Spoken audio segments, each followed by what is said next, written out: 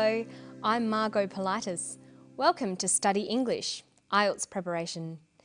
Today we're going to talk about businesses and different ways to discuss economic information. We're going to listen to an interview with the head of a large clothing company. Then we're going to look at how he describes the success of his company. Here's Derek O'Neill. Well, we've said before that we've had consistent growth over the last 4 to 5 years. We've delivered EPS growth in excess of 20% over the last 3 years. Growing earnings at 25, 30, 35% forever becomes impossible. I think we end up owning US GDP in about 2023 with 25% growth.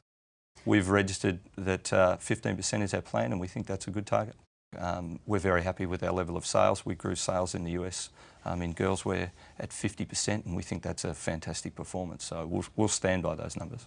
We've had solid momentum in that market for 4 or 5 years, and we expect that momentum is going to continue. Okay, so today we're going to look at the language of description, particularly describing economic information. In formal academic writing, it's important to use impersonal, objective language when describing things. Notice that in the interview, Derek O'Neill often begins his sentences with we've, short for we have. Using phrases like I've or we've is very common in spoken English. Well, we've said before that we've had consistent growth over the last 4 to 5 years. We've delivered EPS growth in excess of 20% over the last 3 years. He says we've had consistent growth.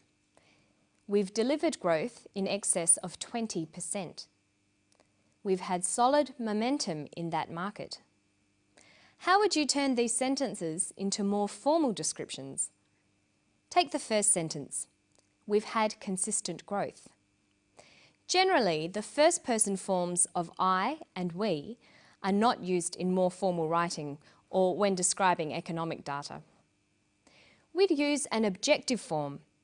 There is, there are, there has been, or there will be. So we've had consistent growth becomes there has been consistent growth. Look at this one. We've delivered growth of 20%. That becomes there has been growth of 20%. Now listen to him again. We've had solid momentum in that market for 4 or 5 years, and we expect that momentum is going to continue. He said, we've had solid momentum. We expect that momentum is going to continue. We've had, we expect. How could you write that information in a formal way? We've had solid momentum. There has been solid momentum. We expect that momentum is going to continue. It is expected that momentum is going to continue. So looking for the use of the first person is a good way to tell whether someone is discussing information in a formal or informal way.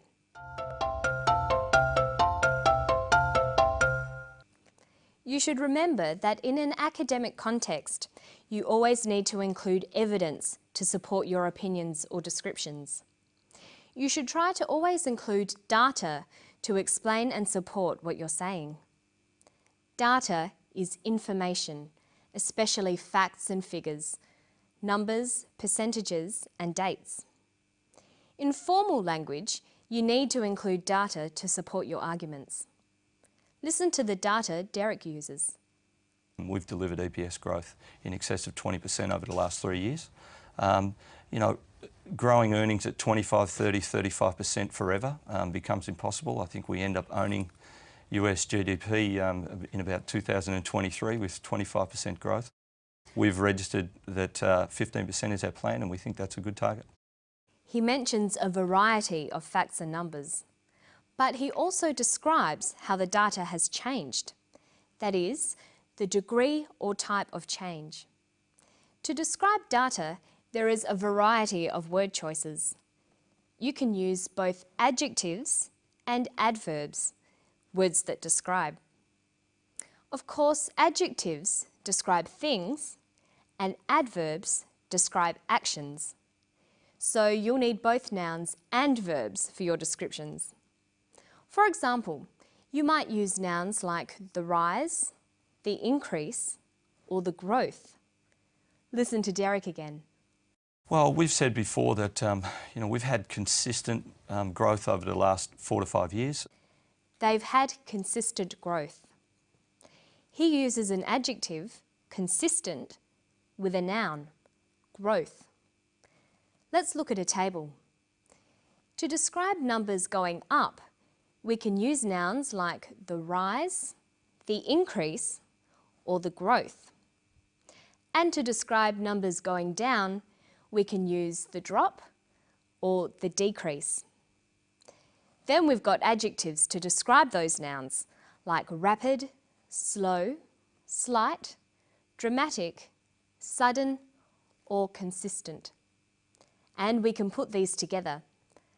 A sudden rise, a slight decrease, a sudden drop, a consistent growth. But there's another way of describing these changes. We can use verbs and adverbs. Many nouns like the rise, the increase, the growth can be used as verbs. To rise, to increase, to grow, to drop, to decrease. And many adjectives can become adverbs. Rapidly, slowly, slightly, dramatically, suddenly, consistently. By using these new words, we can describe data by using verbs and adverbs. We can say to rise suddenly, to decrease slightly, to drop suddenly, to grow consistently. So look how these phrases change. A sudden rise becomes to rise suddenly.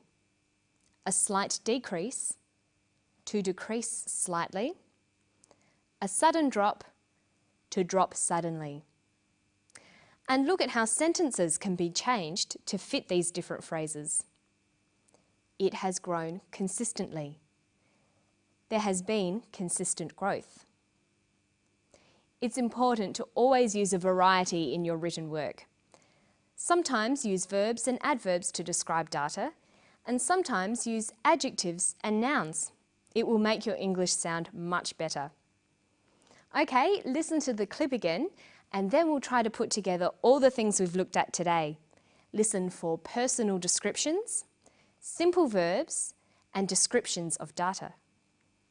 Well, we've said before that we've had consistent growth over the last 4 to 5 years. We've delivered EPS growth in excess of 20% over the last 3 years. We've registered that 15% is our plan, and we think that's a good target. We're very happy with our level of sales. We grew sales in the US in girls wear at 50%, and we think that's a fantastic performance.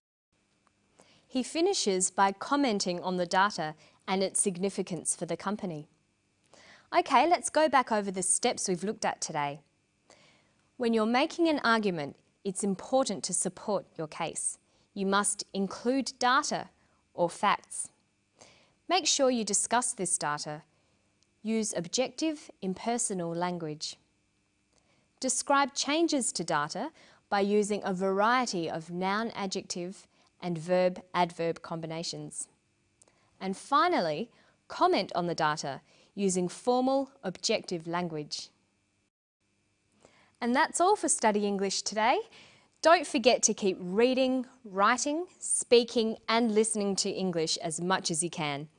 And why not try to rewrite some conversational English into more formal academic styles? I'll see you next time for more IELTS preparation. Bye!